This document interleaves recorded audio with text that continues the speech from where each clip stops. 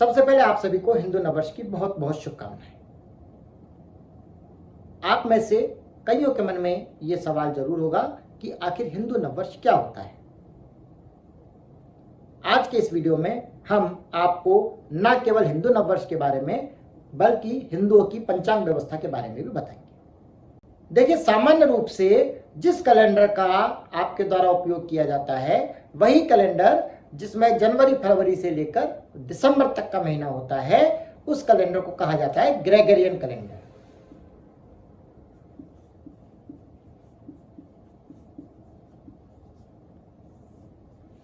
और जैसा कि आपको अच्छी तरह पता है, इस ग्रेगोरियन कैलेंडर का पहला दिन होता है 1 जनवरी, यानी कि ग्रेगोरियन कैलेंडर की शुरुआत हर साल 1 जनवरी से होती है।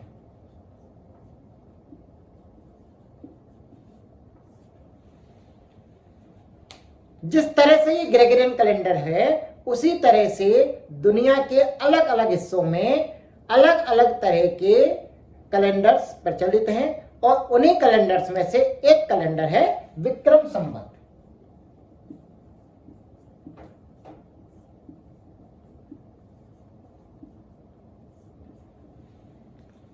यह विक्रम संवत वही कैलेंडर है जिसे हिंदुओं द्वारा सनातन काल से स्वीकार किया गया है और इस विक्रम संवत के पहले दिन को ही हिंदू नववर्ष के रूप में मनाया जाता है। विक्रम संवत के पहले दिन को कहा जाता है चैत्र शुक्ला प्रतिपदा।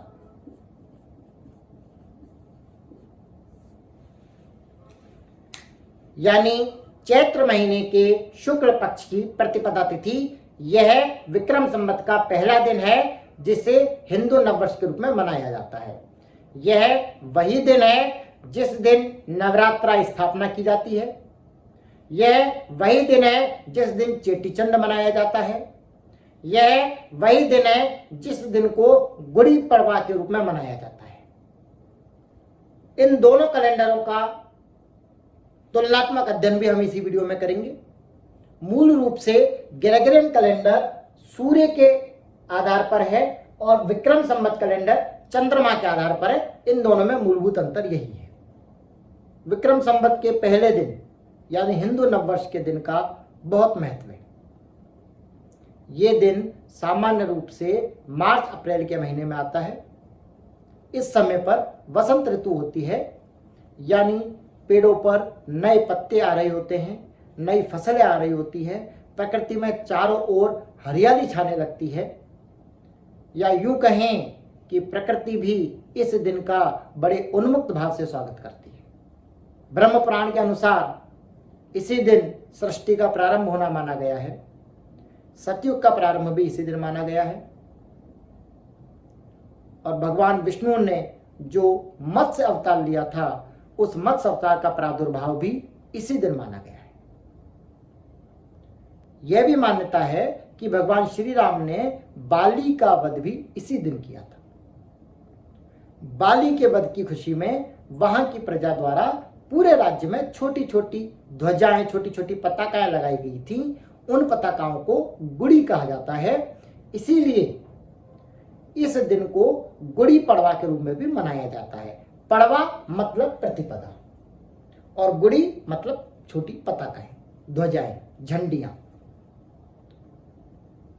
तो इसलिए इस दिन को गुड़ी पताका के रूप में भी मनाया जाता है।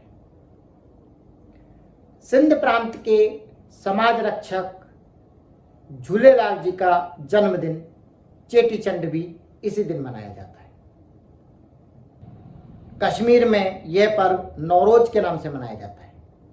इतनी सारी विशेषताओं, इतने सारे महत्व, इतनी सारी महानताओं को समेटे हुए है विक्रम संवत का पहला दिन यानी कि चैत्र शुक्ला प्रतिपदा। और चूंकि हिंदू सनातनकालीन संस्कृति द्वारा अपने कैलेंडर के रूप में विक्रम संवत को स्वीकार किया गया था, इसलिए हिंदू धर्म की आस्था के रूप में चैत्र शुक्ला प्रतिपदा को हिंदू नववर्ष के रूप में मनाया जाता है। इस कैलेंडर की स्थापना सम्राट विक्रमादित्य द्वारा की गई थी और उन्हीं के नाम पर इसका नाम विक्रम संवत रखा गया है।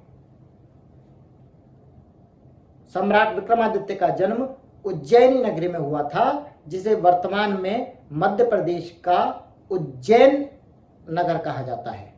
भारतीय संस्कृति का पतन करने के लिए जब विदेशी जातियों द्वारा भारत पर आक्रमण किए गए, अत्याचार किए गए, तब सम्राट विक्रमादित्य जी द्वारा शकों को हरा करके एक नए युग का सूत्रपात किया गया और विक्रम संवत का प्रारंभ किया गया। सम्राट विक्रमादित्य जी द्वारा विक्रम संवत का प्रारंभ 57 ईसा पूर्व किया गया था।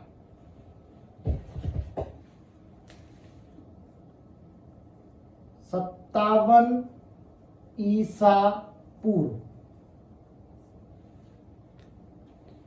इसका मतलब है ईसा मसीह के जन्म से 57 वर्ष पहले। देखिए, ग्रेगोरियन कैलेंडर जो है वो ईसा मसीह के जन्म को आधार मानते हैं और जब ईसा मसीह का जन्म हुआ उस समय से ग्रेगोरियन कैलेंडर को प्रारंभ माना गया है। इसलिए ग्रेगोरियन कैलेंडर के जो वर्ष होते हैं उन्हें हम ईस्वी के रूप में लिखते हैं। जैसे 2022 सन 2022 को लिखा जाता है 2022 ईस्वी। इसका मतलब ईसा मसीह के जन्म को 2022 साल पूरे हो चुके हैं। इस तरह से ईसा मसीह के जन्म को आधार बनाते हुए इनसे पहले के जो वर्ष हैं उन्हें ईसा पूर्व और ईसा मसीह के जन्म के बाद वाले समयों को ईस्वी कहा जाता है।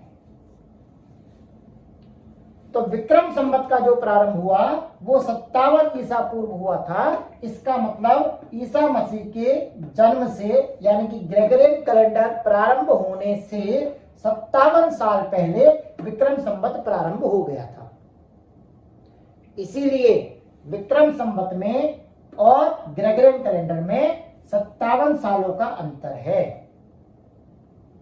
इसका मतलब यदि ग्रेगोरियन कैलेंडर के अनुसार सन 2022 चल रहा है तो विक्रम संवत के अनुसार +57 करते हुए संवत 2079 होगा।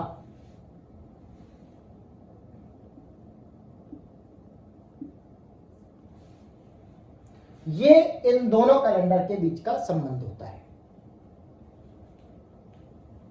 ये तो थी आध्यात्मिक रूप से हिंदू संस्कृति के अध्यात्म के अनुसार विक्रम संवत के और हिंदू नववर्ष के बारे में जानकारी।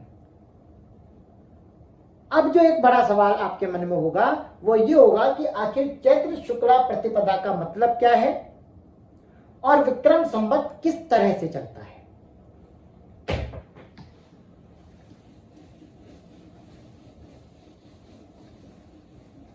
स्थिति को समझने के लिए आपको यह समझना होगा कि ग्रेगोरियन कैलेंडर सूर्य के आधार पर बनाया हुआ है और विक्रम संवत चंद्रमा के आधार पर बनाया हुआ है।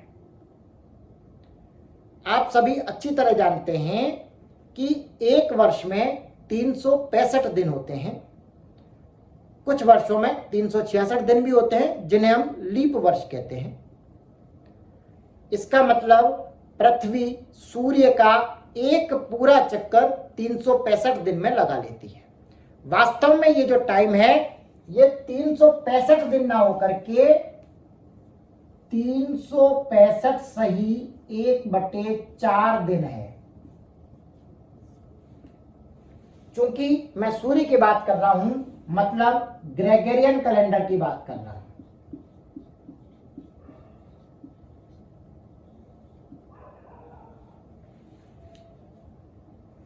चूंकि पृथ्वी सूर्य का पूरा चक्कर 365 सही 1/4 दिन में यानी 365 दिन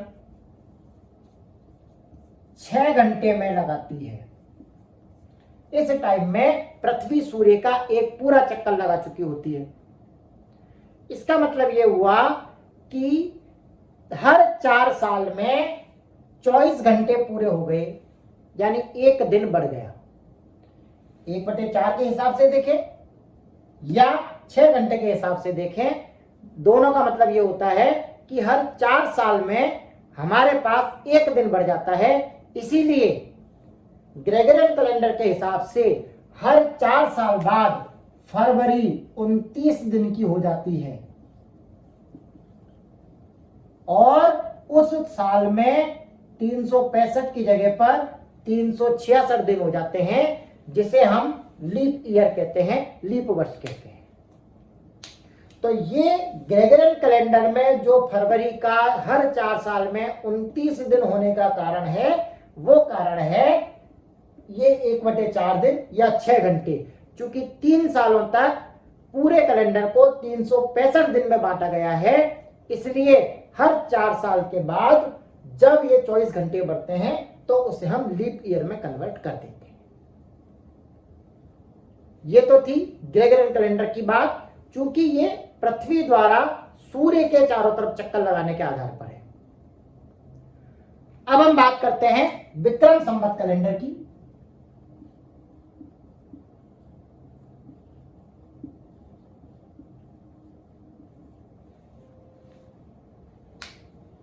विक्रम संवत कैलेंडर में जो गणना की जाती है वो चंद्रमा के आधार पर की जाती है, और चंद्रमा के बारे में आप जानते हैं कि चंद्रमा पृथ्वी का एक पूरा चक्कर 30 दिन में लगाता है, यानी कि 1 महीने में लगाता है।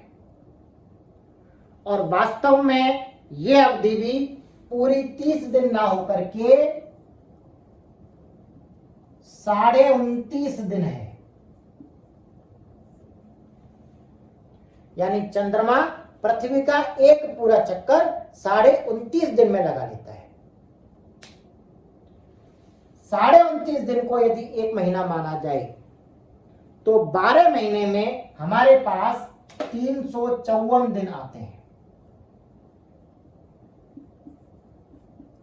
यदि आप 29.5 को 12 से गुणा करेंगे तो आपके पास 354 आएगा। यानी विक्रम संवत के अनुसार एक साल में 354 दिन होते हैं, जबकि पृथ्वी सूर्य का एक पूरा चक्कर यानी कि एक साल जो हो रहा है वो 365 से 1/4 दिन में हो रहा है। इन दोनों का ये जो अंतर है लगभग 11 दिन का अंतर।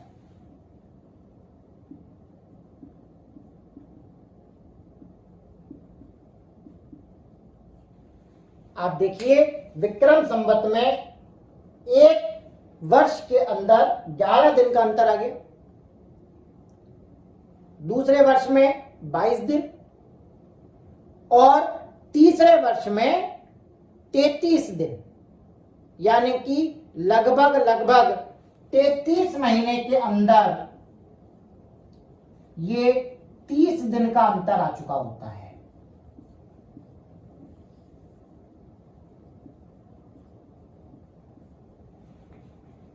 विक्रम संवत में 33 महीने में 30 दिन का अंतर आ चुका होता है, यानी पूरे 1 महीने का अंतर आ चुका होता है।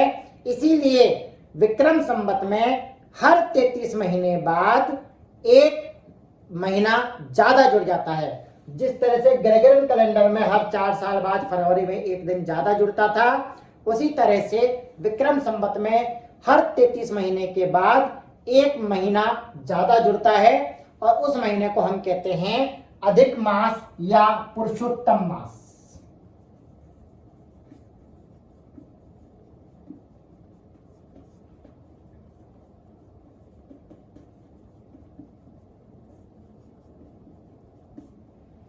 तो यह है अधिक मास होने का कारण या पुरुषोत्तम मास होने का कारण। तो इस तरह से विक्रम संवत भी हर 33 महीने बाद अपने आप को सेट कर लेता है, जो अंतर 33 महीनों में क्रिएट होता है उसे पूरा कर लेता है। ठीक इसी तरह से ग्रेगोरियन कैलेंडर भी हर 4 साल बाद अपने आप को पूर्व स्थिति में सेट कर लेता है, जो भी अंतर 1 दिन का होता है उसे कवर कर लेता है। अब इन दोनों कैलेंडर्स में समानता क्या है? दोनों ही कैलेंडर्स में 12 महीने होते हैं। स्क्रीन पर आप देख पा रहे हैं, ये ग्रेगोरियन कैलेंडर के 12 महीने हैं, जनवरी से लेकर दिसंबर तक, जो आप सभी बहुत अच्छी तरह जानते हैं। और ये विक्रम संवत के 12 महीने हैं, चैत्र, वैशाख, ज्येष्ठ, आषाढ़, श्रावण, भाद्रपद, अश्विनी, कार्तिक, पोष, माघ और फाल्गुन। विक्रम संवत का पहला महीना चैत्र का महीना है और इसी चैत्र महीने की पहली तिथि को ही हिंदू नववर्ष होता है। हमने आपको बताया था कि विक्रम संवत चंद्रमा के आधार पर चलता है और चंद्रमा के बारे में आप सभी जानते हैं कि चंद्रमा का रूप पूरे एक महीने में शुरू से 15 दिन तक बढ़ता है और अगले 15 दिन तक घटता है। अब हम हिंदू पंचांग को समझने की कोशिश करते हैं। जैसा कि मैंने बताया था कि विक्रम संवत चंद्रमा की गति के आधार पर बनाया गया है और चंद्रमा पृथ्वी का चक्कर एक महीने में पूरा कर लेता है, लेकिन इस एक महीने में चंद्रमा निरंतर बढ़ता और निरंतर घटता हुआ रहता है। यानी चंद्रमा यदि पूरी तरह चमक रहा है तो अगले 15 दिन तक ये धीरे धीरे धीरे धीरे धीरे कम होता हुआ पूरी तरह से छिप जाएगा और उसके अगले 15 दिन तक ये फिर से धीरे धीरे धीरे धीरे अपनी चमक बढ़ाता हुआ फिर से अपने पूरे रूप में आ जाएगा। जिस दिन चंद्रमा पूरी तरह चमक रहा होता है उस दिन को पूर्णिमा कहा जाता है और जिस दिन चंद्रमा पूरी तरह छिप चुका होता है उस दिन को अमावस्या कहा जाता है।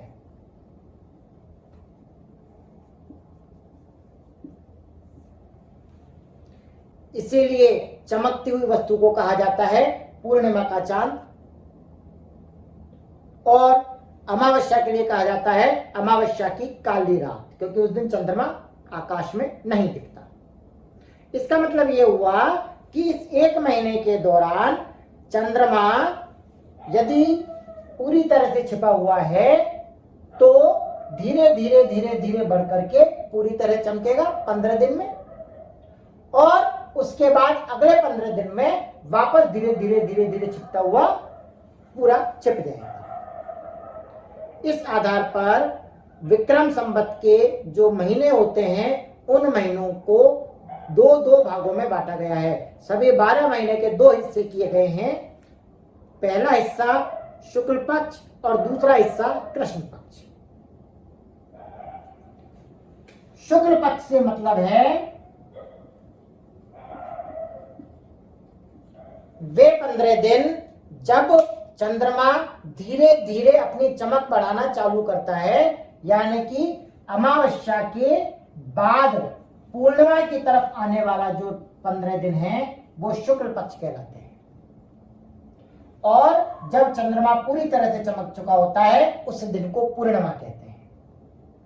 इन 15 दिनों के जो नाम हैं ये ठीक उसी तरह से जैसे ग्रेगोरियन कैलेंडर में तारीख होती है 1, 2, 3, 4, 5, उसी तरह से इन 15 दिनों को 15 तिथि कहा जाता है, जिनके नाम है प्रतिपदा, द्वितीया, तृतीया, चतुर्थी, पंचमी, षष्टमी, सप्तमी, अष्टमी, नवमी, दशमी, एकादशी, द्वादशी, त्रयोदशी, चतुर्दशी और अंत में 15वां दिन पूर्णिमा।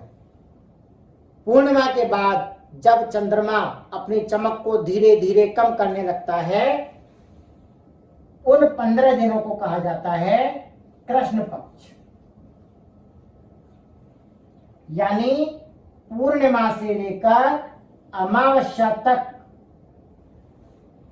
पहुंचने के जो 15 दिन होते हैं उन्हें कृष्ण पक्ष कहा जाता है और अमावस्या के दिन चांद पूरी तरह से छिप चुका होता है। इन 15 दिन की तिथियों को भी उसी तरह से नाम दिए गए हैं जो शुक्ल पक्ष में नाम दिए गए थे। आप स्क्रीन पर देख सकते हैं कि शुक्ल पक्ष की तिथियों के नाम में और कृष्ण पक्ष की तिथियों के नाम में कोई अंतर नहीं है। केवल अंतिम दिन 15वें दिन में शुक्ल पक्ष का 15वां दिन पूर्णिमा कहलाता है और कृष्ण पक्ष का 15वां दिन अमावस्या कहलाता है। इस आधार पर हिंदू पंचांग का निर्माण होता है। यानी हिंदू पंचांग में विक्रम संवत के हर महीने के 15-15 दिन के 2 पक्ष होते हैं, शुक्ल पक्ष और कृष्ण पक्ष। और उन सभी पक्षों में पहली जो तिथि होती है वो प्रतिपदा होती है। इस तरह से विक्रम संवत जिस दिन चालू होता है उस दिन को आप समझिए विक्रम संवत का पहला महीना चैत्र का महीना। चैत्र के महीने में दोनों पक्षों में से शुक्ल पक्ष, और शुक्ल पक्ष की जो पहली तिथि है वो प्रतिपदा, यानी चैत्र महीने के शुक्ल पक्ष की प्रतिपदा तिथि विक्रम संवत का पहला दिन है, जो मैंने आपको शुरू में बताई थी, जिसे हमने लिखा था चैत्र शुक्ला प्रतिपदा। यह है वो दिन जिस दिन हिंदू नववर्ष मनाया जाता है, नवरात्रा स्थापना की जाती है, चेटी चंड मनाया जाता है, गुड़ी पड़वा मनाई जाती है। तो ये थी जानकारी हिंदू नववर्ष के बारे में और हिंदू पंचांग के बारे में कि किस तरह से विक्रम संवत और हिंदू पंचांग कार्य करते हैं, और साथ ही साथ ग्रेगोरियन कैलेंडर के साथ उनका किस तरह से संबंध है। आशा करता हूं आप सभी की शंकाओं का समाधान जरूर हुआ। यदि आपको ये वीडियो अच्छा लगा तो आप न केवल इस वीडियो को लाइक कीजिए बल्कि इसे शेयर करके ज्यादा से ज्यादा लोगों तक पहुंचाइए। धन्यवाद।